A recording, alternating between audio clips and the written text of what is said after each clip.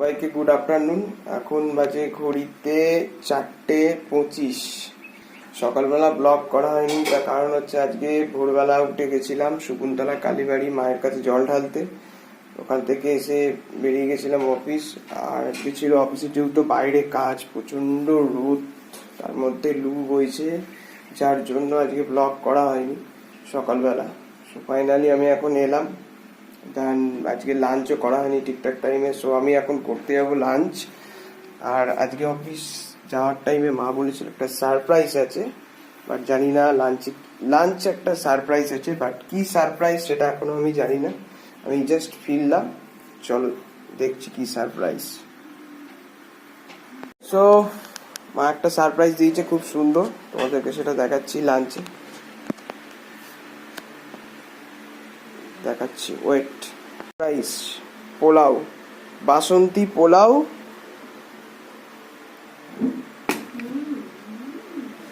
আর সাথে হচ্ছে কাশ্মীরি আলুর দম। বাহ!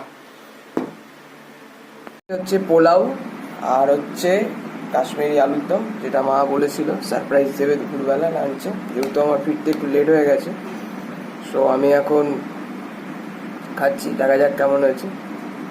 মানে রোজ রোজ উচ্ছে আলু ভাতে ডাল সবজি খেয়ে শনিবার দিন বিরক্তকর। যাই হোক, শনিবারে এটা হচ্ছে বেস্ট আমি বলবো। তোমরা বাড়িতে বানিয়ে খেতে পারো নিরামিষ কাশ্মীরি আলুর দম আর পোলাও। দেখা যাক কিরম হয়েছে।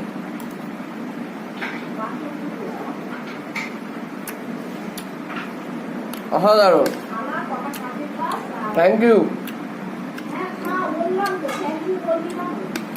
অসাধারণ টেস্ট হয়েছে। এটা খেলাম পোলাও, এবার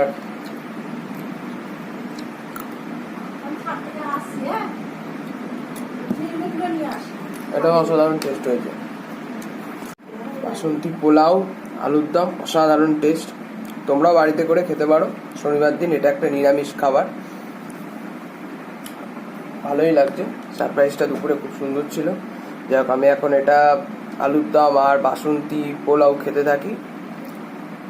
তোমরাও কমেন্টে জানাও যে আজকে তোমাদের শনিবারে দুপুরে লাঞ্চে কি ছিল মেনু।